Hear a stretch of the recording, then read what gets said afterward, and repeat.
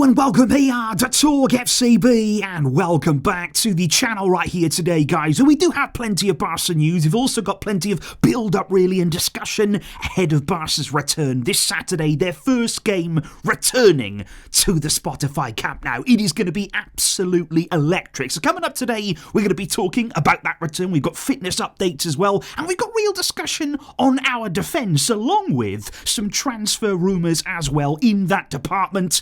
It is all on the way, so get yourselves ready and let's do this. Because I do have to admit, guys, I have been on an absolute high all week long since we got that announcement that this weekend Barca will finally return to our home. And it brought up so many incredible emotions for us fans, something we've all wanted and dreamed about now for a long, long time. It is finally happening. And you know what was special? We all reacted to that news with just genuine happiness, real genuine feelings. And we didn't think first about the financial side. We didn't actually think, maybe until after the fact, about what it could mean for the club financially. And I think that's nice because, yeah, so often as Barca fans, given our situation, given what we had to come through, we're always thinking in the back of our mind, okay, how does this affect the club financially? What can we gain here? Is this going to help us in this way and that way? And yeah, now we're starting to think, okay, we got the emotions, the happiness out of the way. What will it mean for us financially? Because, of course, we can't forget, it's massive for us returning to the Camp Nou from a financial point of view there. Because, of course, as a club, as we also have been doing for quite some time now, we are really eager to return to the 1-for-1 ruling in La Liga. We're very, very close, as we know, as we've spoken about many, many times. And it all revolves, of course, around those VIP seats. There's other sponsorship deals as well that can contribute towards that. But the VIP seats in all of this, they are a very, very important piece for Barca. And I'm sure that you have all seen, the ticket prices for the upcoming game on Saturday. It is a very, very special game. It's a very monumental game there for the club, the return to our stadium. And the prices really, they are in response to that special game, because the cheapest ticket there is going to be €199, which, can I just say, there has been a lot of criticism about those ticket prices there, especially from Sochi's club members. Laporta has been under fire a little bit. He has responded to that. He's basically said to them, look, I know it's not ideal. They are pretty expensive ticket prices, but we feel as though for the game, for the magnitude of it, the Barcelona tax maybe in some ways, coming to see this team, he feels as though when the stadium is able to host more and more fans, when we open it up more and more, those ticket prices, he says, will come down. But yeah, the club going back to the stadium, it opens up so many different revenue streams. You've got the club Mega Store now that's back on site. That's going to be really, really important as well, because obviously we want to keep bringing in the revenue. Barca as a club, they need to make money in order to increase that salary cap. That's absolutely essential in La Liga. You've got to make money. You've got to have that good turnover. So Barca have been working on all of that. The return to the stadium, it is essential financially. It's not our first thought. I don't think us as football fans should ever be always thinking about the financial side. But in terms of our goals, in terms of our ambitions as a club, we do need this. It is essential for everybody involved.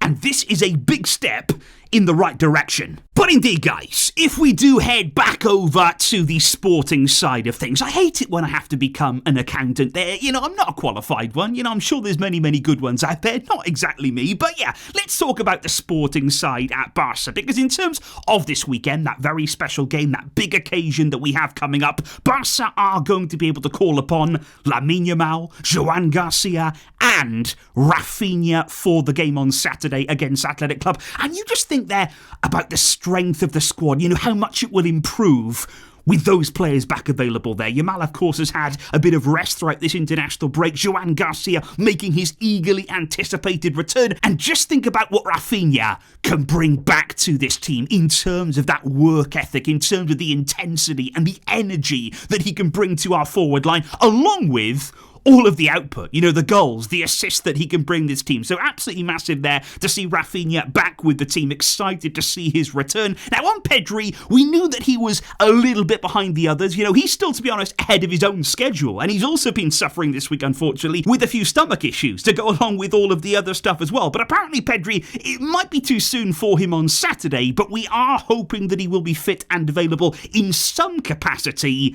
when we play Chelsea. That's going to be next Tuesday. away at Stamford Bridge there. So Pedri, he's working hard, he wants to be with the team. Barca would love to get him back, and Chelsea right now remains the aim for him. But what about the defensive side of our team right now, which I think is quite interesting, because that's probably the one side of our team, so far this season that hasn't actually suffered too much with injuries. We've had a lot of attacking problems, we've had issues there in midfield as well. The goalkeeper, yes, but in terms of our defensive line, they have stayed relatively fit. I think the problem has just been the application of the style, the way the defensive line there has been so badly exposed. And yeah, there have been some poor individual performances at times as well, which is why it's interesting this week, hearing rumours in the media, inside of the club there, in the dressing room, there is a bit of concern about the fullback areas at Barca. There's not too much happiness, I would say, with the performances of Jules Kounde or from Alejandro Balde. In terms of those wide areas in defence, there is some real concern and ultimately a need to do better, to do more in those areas. Now, I would say on Jules Kounde, I think his struggles have been well documented this season. I think we've all looked at him and thought, well, it's just not the same player that we were seeing last season, that was ever present, that was so dependable, that was so dynamic as well at right back, combining with Lamine Yamal. He's not quite been that same player, which is why we've seen the emergence, really, of Eric Garcia so far this season. He's played a lot of games, he's played at right back, he's played at centre back as well. We're hearing rumours in the media that he could be renewed very, very shortly for several more years at Barca. So yeah, Kounde, I think he's definitely got to do more. We've also heard, interestingly this week, a few links to Alejandro Grimaldo, thinking there about the left back area. Now, we seem to be linked with Grimaldo in pretty much every single transfer window, so I don't know really whether we can look too much into this. He wouldn't be a particularly expensive option there, around 15 million euros reportedly, but Barca apparently are still keeping tabs on him. They may want to do some business at fullback, and I would just say, I think we need to. Personally here, I want to talk about Balde, because he is a player for me, 22 years old.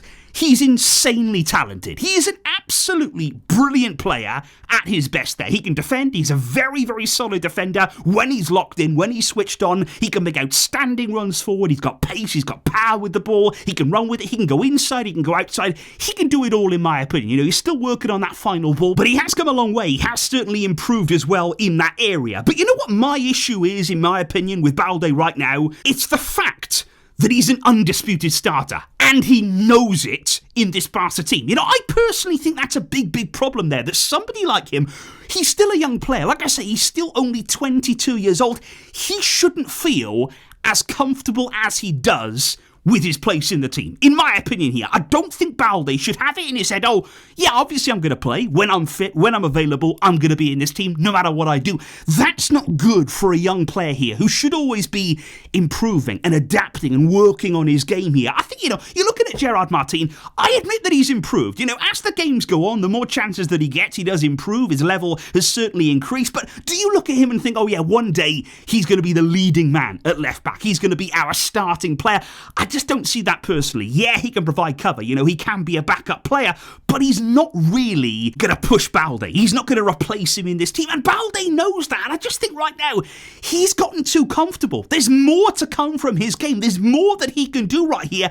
And we need some pressure on him here. There should be competition in every part of this squad. Every position here should feel as though, okay, I've got to keep working hard. I've got to keep doing better because somebody's right behind me. They will come in and take my spot. They will certainly snatch it from me. You've got to have that pressure on you. And I just think right here, Balde, he's a young player, shouldn't feel this comfortable. We need more competition. We need more depth. We've said that for so long now about the fullback areas, and Barca still have not really addressed it. Which is very interesting right here, because maybe not speaking about the fullback areas, but speaking about centre-back, that is another area where a lot of people, I've spoken with people over the course of the international break, many of you guys thinking, can we do something in January at centre-back? Can we certainly do something in the summer? We need to bring in central defenders who are not just, good, not decent, not promising. We need the top level, and we need it now. And that is why I think we have to go on to talk again today about Marc Guehi. He is the centre-back at Crystal Palace. Of course, he represents England as well. He is a very, very promising player in the game right here. And of course, the glaring thing about him is that in the summer of 2026,